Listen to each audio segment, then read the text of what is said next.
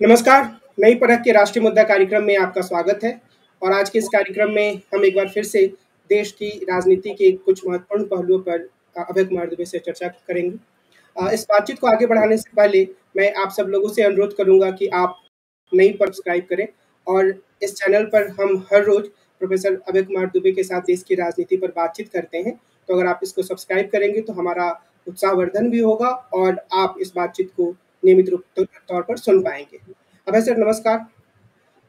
आज की बातचीत में मैं पहला प्रश्न उस थीसिस से करना चाहूँगा जिसे सबसे ज़्यादा मजबूत तरीके से आपने आगे बढ़ाया कि जो भारत जोड़ो यात्रा हुई, उससे कांग्रेस की जो मोहब्बत की दुकान का जो संदेश था, जिसे राहुल गांधी ने आगे बढ़ाया, वो मुसलमानों के लिए काफ़ी आकर्षक साबित हुआ और मुसलमान कांग्रेस की तरफ हमदर्दी की निगाह से देख रहे हैं। लेकिन क्या यह हमदर्दी की निगाह वोटों में तब्दील हो पाएगी? खास तौर पे आने वाले विधानसभा चुनावों में या लोकसभा चुनावों में आपको ऐसा लगता है कि इसकी संभावना है? देखिए, जब मैं ये कहता हूं कि भारत जोड़ो यात्रा ने मुसलमान मतदाताओं में कांग्रेस के प्रति नए सिरे से दिलचस्पी पैदा की है, तो इसका मतलब मैं ये नहीं कहता कि सारे देश में ये इस तरह की दिलचस्पी समरूप होती है और या सारे मुसलमान वोटर अब किसी और को वोट नहीं देंगे, सिर्फ कांग्रेस को वोट देंगे। ये कहने का इसका मतलब नहीं होता है। देखिए, एक जमाने में मुसलमान वोटर कांग्रेस के खास वोटर थे। वो लगातार चुनाव दर चुनाव कांग्रेस को समर्थन करते थे ऐतिहासिक कारणों से। फिर उसके बाद इमरजेंसी के बाद में जबकि नसबंदी के डर के कारण बहुत सारे मुसलमान वोटर कांग्रेस से फ्रंट होने लगे और उन्होंने कांग्रेस के खिलाफ वोट करना शुरू किया। उसको देखकर इंदिरा गांधी को लगा कि शायद अब मुसलमान वोटर हमारे साथ नहीं है, तो उन्होंने एक सॉफ्ट हिंदुत्व का कार्ड खेलना शुरू किया। इससे मुसलमान वोटर उनसे और दूर हो गए। खास तौर से उत्तर भारत में, जैसे बिहार में और उत्तर प्रदेश जैसे इलाकों में मुसलमान वोटरों ने इस बात का बहुत, कांग्रेस के इस रवैये का बहुत बुरा माना और वो धीरे धीरे दूसरी पार्टियों के साथ जुड़ गए। खासतौर से वो उन पार्टियों के साथ जुड़े जो कि सामाजिक न्याय की पार्टियां थी, मुख्य तौर पर यादव केंद्रित, यादवों के नेतृत्व वाली पार्टियां थी। उनके साथ मुसलमान वोटर बिहार में और उत्तर प्रदेश दोनों में जुड़ गए और उत्तर प्रदेश में उन्होंने बहुजन समाज पार्टी के साथ भी अपना कुछ रिश्ता बनाया। लेकिन देश के बाकी सारे इलाकों में कांग्रेस मुसलमान वोटरों की प्रमुख पसंद बनी रही। अब जिन इलाकों में नई क्षेत्रीय शक्तियों का उदय हुआ, जैसे कि तेलंगाना में, जिसको तेलंगाना राष्ट्र समिति कहते हैं, जो भारत राष्ट्र समिति है अब हो गई है, जब नई क्षेत्रीय शक्तियों का उदय हुआ तो वहां मुसलमानों ने देखा कि भारतीय जनता पार्टी को पराजित करने में प्रमुख भूमिका उन शक्तियों की है, तो फिर वहां भी वो कांग्रेस से थोड़ा दूर हटे। अब ये एक नई प्रक्रिया शुरू हुई है। इस नई प्रक्रिया के तहत मुझे लगता है कि दिल्ली में, उत्तर प्रदेश में और बिहार में कांग्रेस पहले के मुकाबले, मैं केवल दोनों का तुलनात्मक रूप से कह रहा हूं, पहले के मुकाबले कांग्रेस को लोकसभा चुनाव में, खास तौर से विधानसभा चुनाव में नहीं, फिर विधानसभा चुनाव में कुछ और दांव पे लगा होता है और लोकसभा चुनाव में कुछ और दांव पे लगा होता है, वहां पर मुसलमान वोटर कांग्रेस को हमदर्दी के साथ देखेंगे। अब ये कांग्रेस के ऊपर निर्भर करता है कि वो उनको और कुल मिलाकर पूरे समाज को अपनी चुनावी मुहिम में क्या संदेश देती है। अगर कांग्रेस ये संदेश देने में सफल रही, इस तरह की माहौलबंदी करने में सफल रही कि वो इस देश का चुनाव जीतकर सरकार बना सकती है या वो करीब 150 और 200 के बीच में सीटें जीत सकती है, इस तो सारे वोटरों को लगेगा कि भाई कांग्रेस एक बहुत बड़ी महत्वपूर्ण दावेदार है और मुसलमान वोटर इससे उसकी तरफ और भी ज्यादा आकर्षित होंगे। लेकिन अगर ये संदेश कांग्रेस नहीं दे पाई तो जिन मुसलमान वोटरों की उसके प्रति हमदर्दी हुई है वो दूसरी ऐसी शक्तियों की तरफ चले जाएंगे जो कि भारतीय जनता पार्टी के खिलाफ ज्यादा प्रभावी तरीके से चुनाव लड़ रही हों। अगर हम तेलंगाना को देखें तो वहाँ पर जो केसीआर हैं, तो उन्होंने मुस्लिम महिलाओं को, जो मुस्लिम लड़कियां हैं गरीब परिवारों के, उनके विवाह के लिए कुछ रकम देने का प्रावधान किया है। युवाओं को, वो जो पिछड़ी जाति मुस्लिमों में जो युवा हैं उनको पैसा दे रहे हैं। तो उसके बरक्स कांग्रेस भी कोशिश कर रही है। लेकिन क्या वहाँ पर जाकर ये जो पूरा मॉडल है कांग्रेस का कि वो लोकसभा चुनाव में तो मजबूती से आती है पर विधानसभा चुनाव में वो टाइटर फेस हो जाती है, तो क्या कांग्रेस के पास इससे निकलने का कोई रास्ता है? देखिए, जो भारत राष्ट्र समिति है वो तेलंगाना की नंबर 1 ताकत है। जब से तेलंगाना की स्थापना हुई है वही लोग चुनाव वहां पर जीत रहे हैं उनका विधानसभा चुनाव में भी हाथ ऊपर रहता है और लोकसभा चुनाव में भी हाथ ऊपर रहता है। भारतीय जनता पार्टी ने भी वहां पर प्रवेश कर रखा है और भारतीय जनता पार्टी कांग्रेस का जो पूर्व आधार था उसके काफी हिस्से को अपनी ओर खींचने में कामयाब भी रही है।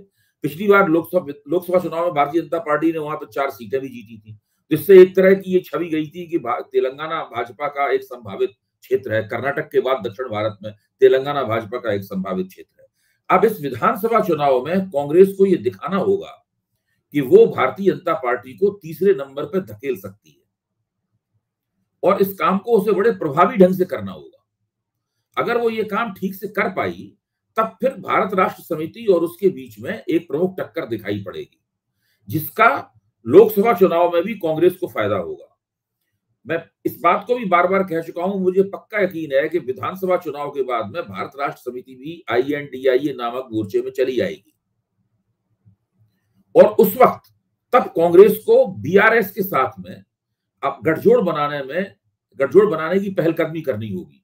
और अगर ये दोनों पार्टियां आपस में गठजोड़ बनाती हैं तो ये पक्का यकीन है कि वो तेलंगाना की सारी सीटें जीत जाएंगी। भारतीय जनता पार्टी उसमें कुछ भी नहीं कर पाएगी। तो ये मुझे लगता है कि विधानसभा से लेकर लोकसभा तक की यात्रा है वो इस तरीके से चलेगी। अगर मध्य प्रदेश की राजनीति की बात करें तो मध्य प्रदेश की राजनीति में वहां पर एक संत रविदास जो है वो एक प्रमुख चरित्र के रूप में उभर रहे हैं। हालांकि बहुत सारे लोग उनको मानते हैं। तो मोदी जी गए तो उन्होंने 1 करोड़ रुपए के या 100 करोड़ रुपए के मंदिर का निर्माण की घोषणा की और खड़गे भी उनका नाम लेकर कुछ राजनीति करने की कोशिश कर रहे हैं। मैं सवाल ये पूछना चाह रहा हूँ कि क्या आपको लगता है कि मल्लिकार्जुन खड़गे में वो एक राजनीतिक व्यक्तित्व है जो कि दलितों के वोटों को अपने आसपास गोलबंद कर सके आगे आने वाले समय में? खुद दलित समाज से वो आते हैं और दलित समाज से आने के कारण भारतीय जनता पार्टी को उनकी आलोचना निंदा करने में कुछ असुविधा होती है। भारतीय जनता पार्टी उतनी तत्परता के साथ में और उतने आक्रामक तरीके से मल्लिकार्जुन खड़गे की आलोचना नहीं कर पाती। अच्छा, वो वरिष्ठ भी बहुत हैं, उनके ऊपर किसी किस्म का भ्रष्टाचार का आरोप भी नहीं है और उनकी राजनीतिक पारी बहुत लंबी है। तो अब लाल कृष्ण आडवाणी और अटल बिहारी वाजपेयी की जो परंपरा है भारतीय जनता पार्टी में, उसके तिरोहित हो जाने के बाद में खड़गे से ज्यादा वरिष्ठ नेता तो भारतीय जनता पार्टी में भी कोई नहीं है। तो ये एक ऐसी स्थिति है जो खड़गे को थोड़ा विशिष्ट बनाती है। अब चूंकि वो राष्ट्रीय नेता हो गए हैं, केवल औपचारिक रूप से नहीं व्यावहारिक रूप से राष्ट्रीय नेता हो गए हैं कांग्रेस के अध्यक्ष बनने के बाद में, तब फिर अब उनकी जो ये हस्ती है, उनकी जो हैसियत है, इस हैसियत की परीक्षा है कि क्या वो सारे देश में कांग्रेस के लिए दलित वोटों की गोलबंदी का आधार बन सकते हैं। और उनमें कई खूबियां हैं, वो बहुभाषी हैं, वो मराठी भी बोल लेते हैं, वो कन्नड़ तो बोल ही लेते हैं, हिंदी में भी बड़ा अच्छा लेक्चर देते हैं, अंग्रेजी भी उनकी अच्छी है, अंग्रेजी में भी बोल सकते हैं। तो ये सब चीजें उनको दलित समाज के लिए आकर्षक बनाती हैं। खास तौर से मैं फिर कह रहा हूं, लोकसभा चुनाव के संदर्भ में खड़गे की ये उपयोगिता बहुत ज्यादा है। विधानसभा चुनाव में क्या होता है कि स्थानीय दलित नेता जो होते हैं वो उनको ज्यादा महत्व मिल जाता है, लेकिन लोकसभा चुनाव में चूंकि दांव दूसरे तरह के होते हैं और जो सत्ता बनने वाली है चुनाव के बाद में उसकी संरचना भिन्न किस्म की होती है, राष्ट्रीय किस्म की होती है, तो उसमें स्थानीय जो खिलाड़ी होते हैं उनका महत्व थोड़ा कम हो जाता है। यहीं पर कांग्रेस के लिए काम ये निकलता है कि वो बहुत से स्थानीय दलित नेताओं को अपनी ओर खींचे। अब ये सोचने की बात है कि अगर उत्तर प्रदेश में जैसे कि चंद्रशेखर रावण है, वो एक उभरते हुए जाटव नेता है पश्चिमी उत्तर प्रदेश के। मायावती भी बहुत बड़ी जाटव नेता है, तो उनके सामने उनकी हस्ती थोड़ी कमजोर पड़ती है और वो चुनाव में कभी कोई खास कमाल दिखा नहीं पाए। एक आंदोलनकारी छवि है उनकी। अगर ऐसा नेता कांग्रेस के साथ जुड़ जाता है, ये नहीं कह रहा हूं कि वो जुड़ जाएंगे या उन्हें जुड़ जाना चाहिए, मैं उनको उदाहरण के तौर पर पेश कर रहा हूं। अगर ऐसा नेता कांग्रेस के साथ जुड़ जाता है और आप सोचिए कि मल्लिकार्जुन खड़गे के साथ वो पूरे प्रदेश का दौरा करता है, एक ऐसी स्थिति में जबकि मायावती की निष्क्रियता के कारण जो दलित जनाधार है बहुजन समाज पार्टी का, वो थोड़ा सा हताश भी है और थोड़ा सा भ्रमित भी है। आप सोचिए, ऐसे में कांग्रेस का राष्ट्रीय अध्यक्ष जो स्वयं दलित है, जिसका महत्व पिछले दिनों, उसकी शख्सियत पिछले दिनों बहुत बड़ी है, जो कि दलितों की भाषा में सरल हिंदी में भाषण देता है, और उसके साथ में एक स्थानीय जो उत्तर प्रदेश में जाटव बिरादरी सारे दलित समाज की 70% के आसपास जाटव बिरादरी है, उसका एक उभरता हुआ जुझारू, आक्रामक, आकर्षक व्यक्तित्व का नेता अगर उनके साथ जुड़ जाता है तो कैसा सीन वहां बनेगा? एक ऐसा सीन बनेगा जो जिससे कांग्रेस का जो बिल्कुल कमजोर पड़ी हुई है उत्तर प्रदेश में, कांग्रेस की बुरी हालत है उत्तर प्रदेश में, एक काफी सशक्तिकरण इससे होगा। और जब मुसलमान वोटरों को लगेगा कि दलित वोटर कांग्रेस की तरफ झुक रहे हैं, तो मुसलमान वोटर उसकी प्रतिक्रिया में और उनकी तरफ झुकेंगे।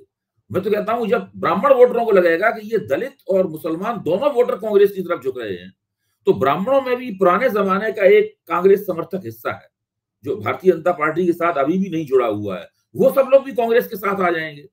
तो इस तरह का हिसाब किताब लगाकर कांग्रेस को ऐसी रणनीति बनानी चाहिए। आप सोचिए, मैं एक प्रस्ताव के तौर पे आपके सामने पेश कर रहा हूं कि खड़गे और चंद्रशेखर जैसा नेता अगर मिलकर पूरे उत्तर प्रदेश में चुनाव मैदान में कूद पड़े और अभी 6 महीने पहले से कूद पड़े, तो उसका कुल मिलाकर प्रभाव क्या होगा?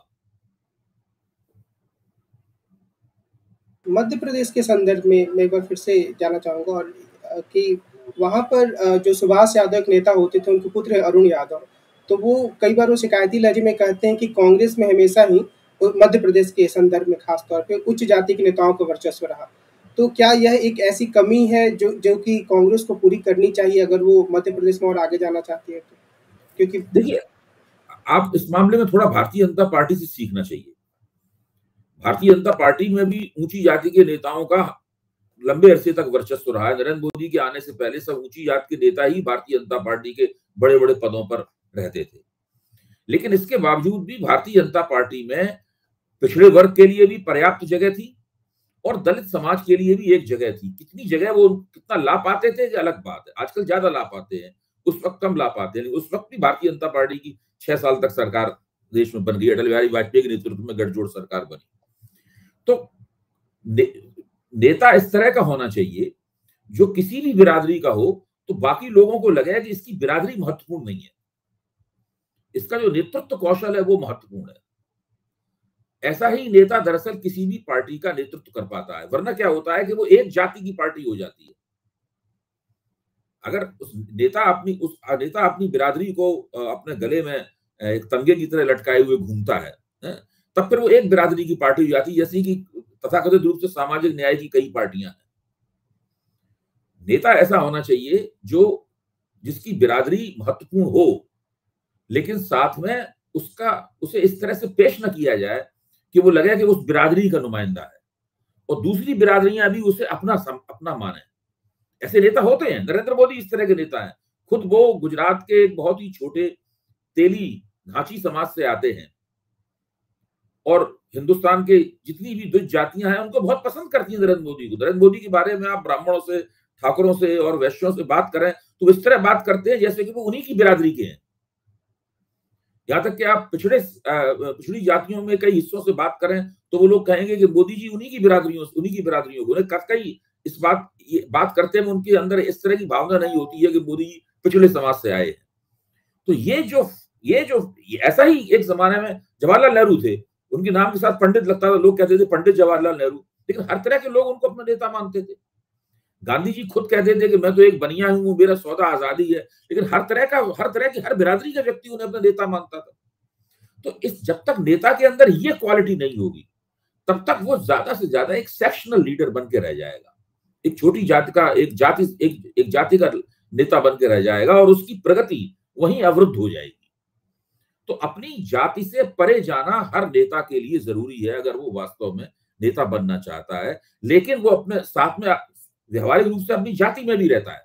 तो अपनी जाति की नुमाइंदगी करते हुए भी वो बाकी और दूसरी जातियों की नुमाइंदगी कर पाए, ये योग्यता जब तक किसी व्यक्ति की नहीं होगी तब तक वो किसी बड़ी पार्टी का नेतृत्व नहीं कर सकता। एक जाति आधारित पार्टी का नेतृत्व अवश्य कर सकता है, लेकिन कई बार वो एक जाति की जो आधार होता है, जैसे लालू प्रसाद यादव के पास यादव जाति का आधार हो, तो वो भी उन्हें राजनीति में आगे बढ़ाने में मदद कर सकता है। नहीं तो उन्हें टिकाए रख सकता है, लेकिन उसके आगे नहीं जा सकते वो। आप देखिए पिछले विधानसभा चुनाव में तेजस्वी यादव ने बड़ा अच्छा नेतृत्व किया अपनी चुनावी मुहिम का, मैं उसकी तारीफ करता हूं। हम सब लोग तो मान ही बैठे थे कि ये चुनाव जीत सकते हैं, लेकिन अंततः वो चुनाव जीतते जीतते रह गए, सबसे बड़े दल के रूप में उभर आए, लेकिन इसके आगे वो कुछ आगे नहीं जा पाए। अब उत्तर प्रदेश में देखिए, अखिलेश यादव ने यादव नेता और पिछड़े वर्ग के नेता के रूप में 2022 के चुनाव में एक प्रशंसनीय भूमिका निभाई, लेकिन वो और सबसे ज्यादा 32% से ज्यादा उन्हें वोट प्राप्त हुए, जो समाजवादी पार्टी के इतिहास में सबसे ज्यादा है, लेकिन उनकी 111 सीटें रह गई। भाई आखिरकार ऐसा क्यों होता है कि एक दूसरी पार्टी 40%, 45% वोट अपनी तरफ खींच रही है? क्योंकि वो समाज के दूसरे हिस्सों को भी अपनी तरफ आकर्षित कर रही है। आप जरा सोचिए, उत्तर प्रदेश के मुख्यमंत्री आदित्यनाथ के ऊपर लगातार ये आरोप लगता रहा कि वो ठाकुरवाद चलाते हैं, और इस बात को लेकर ब्राह्मण समाज उत्तर प्रदेश का खासतौर से नाराज था, और उसकी नाराजगी उन दिनों जिन दिनों चुनाव चल रहा था, आप किसी भी ब्राह्मण से बात कीजिए तो उसकी नाराजगी वो खुलेआम व्यक्त करता था। लेकिन अंततः उन सब ब्राह्मणों ने आदित्यनाथ के नेतृत्व को जानते हुए भी कि यही दोबारा मुख्यमंत्री बनेंगे, भारतीय जनता पार्टी को वोट दिया। नाराजगी रही, ऐसी बात नहीं हुई नाराजगी दूर हो गई हो, उनकी नाराजगी रही, इसके बावजूद उन्होंने उसी पार्टी और उसी नेता को वोट दिया। ये एक इस तरह का तथ्य है, इसको समझने की बहुत जरूरत है। जब तक कि ये चीज नहीं लोग समझ में आएगी, तब तक भारतीय जनता पार्टी के खिलाफ लोग जो खड़े हुए हैं, उनकी समझ में नहीं आएगी कि ये पार्टी क्यों इतना जीत रही है और क्यों उसके वोट 40% के पास पहुंच जाते हैं, खासतौर से उत्तर प्रदेश में। बिहार में कल छोटी सी सांप्रदायिक हिंसा की घटना हुई। नागपंचमी का एक जगह से कोई शोभा यात्रा निकल रही थी और उसके दौरान, लेकिन पिछले कई दिनों से हम ये देखते हैं कि बिहार कई बार नकारात्मक खबरों को लेकर, कुछ मर्डर हो रहा है, कुछ सांप्रदायिक हिंसा की बातें हो रही हैं, ये इन सब लोग चीज़ों को लेकर चर्चा में है। तो क्या ये संभावना बन सकती है कि आगे चलकर भाजपा जो है वो अपने आप को इस स्थिति में ला दे कि वो सीधे तौर पर नीतीश कुमार को वहाँ चुनावी रूप से परास्ती करते, ध्रुवीकरण की राजनीति और जब गवर्नेंस नीतीश कुमार ने भाजपा छोड़ी थी और तेजस्वी यादव के साथ वो मिलकर महागठबंधन उन्होंने बनाया था, उस समय उनका महागठबंधन ज्यादा ताकतवर स्थिति में था। धीरे धीरे भाजपा ने उस महागठबंधन को कुतरा है, जिसे कहते नहीं सलामी स्लाइसिंग, एक कुछ स्लाइसिंग उसमें से उन्होंने भाजपा ने निकाली है। तो आज जो महागठबंधन है वो उतना शक्तिशाली नहीं है जितना बनते समय था। अब नीतीश कुमार सुशासन के लिए या गवर्नेंस के लिए जाने जाते हैं, और बिहार से जो खबरें आ रही हैं वो खबरें खुशनुमा नहीं है। और आप कह सकते हैं कि भाई जो भारतीय जनता पार्टी समर्थक मीडिया है, जिसको गोदी मीडिया कहा जाता है, वो इन खबरों को ज्यादा बढ़ा चढ़ा के पेश करता है। इस प्रकार का तर्क दिया जा सकता है और इसमें कुछ कुछ सच्चाई भी है, लेकिन इस तरह की वो घटनाएं गलत है तो कोई कह नहीं सकता। तो एक पत्रकार की ऐसे हत्या कर दी जाती है या इस तरह की बहुत सी घटनाएं होती हैं। तो महागठबंधन की राजनीति करने और विपक्षी एकता के लिए काम करने के साथ साथ मुख्यमंत्री के तौर पर और मुख्यमंत्री के तौर पर नीतीश कुमार और उप मुख्यमंत्री के तौर पर तेजस्वी यादव, इन सब लोगों की जिम्मेदारी बिहार को सुशासन देने की भी तो है। वो उन्हें देनी चाहिए सुशासन। अगर वो सुशासन नहीं देंगे बिहार को और इस तरह की घटनाएं बढ़ती चली जाएंगी, तो उससे मुख्य विपक्षी दल के रूप में ताकत तो भारतीय जनता पार्टी को ही मिलेगी। अब वो कब उनको चुनौती देने की स्थिति में आ पाएगी? बिहार में उत्तर प्रदेश और दूसरी जगहों पे तो भारतीय जनता पार्टी या ब्राह्मण बनिया पार्टी नहीं रही है, लेकिन बिहार में अभी भी वो मोटे तौर पर ऊंची जातियों की पार्टी है। उसे कमजोर जातियों के साथ में गठजोड़ करने के लिए उनके नेताओं और उनकी पार्टियों को अपने साथ जोड़ना पड़ता है। तो भाजपा में इतनी शक्ति वहां पर उस तरह से नहीं है। तो धीरे धीरे करके भाजपा की ताकत बढ़ेगी, ऐसा तो हो नहीं सकता कि उसकी ताकत एक जगह रुकी रहे। तो उस स्थिति में इन लोगों को चाहिए कि ये शासन प्रशासन पर भी ध्यान दें, जो कानून और व्यवस्था की स्थिति है उसके कील कांटे भी कसें, वरना उनको लोकसभा चुनाव में भी नुकसान उठाना पड़ सकता है और उसके बाद 2025 में जो विधानसभा चुनाव होगा उसमें भी इनको नुकसान उठाना पड़ सकता है। तो मतलब केवल जातियों का जोड़ बाकी करके आप चुनाव नहीं हमेशा जीतते रह सकते। आज की बातचीत को हम यहीं विराम देते हैं, लेकिन एक बार फिर से मैं आप सब लोगों से यह कहूँगा कि अगर आप प्रोफेसर अभय कुमार दुबे के साथ नियमित तौर पर राजनीति के विश्लेषण के इस कार्यक्रम को देखना चाहते हैं तो नई परख चैनल को जरूर सब्सक्राइब करें। और अभय सर, आज की बातचीत के लिए आपको बहुत बहुत धन्यवाद। अब हम अगले दिन फिर मिलें और देश की राजनीति के बारे में बातचीत करेंगे। तब तक के लिए नमस्कार।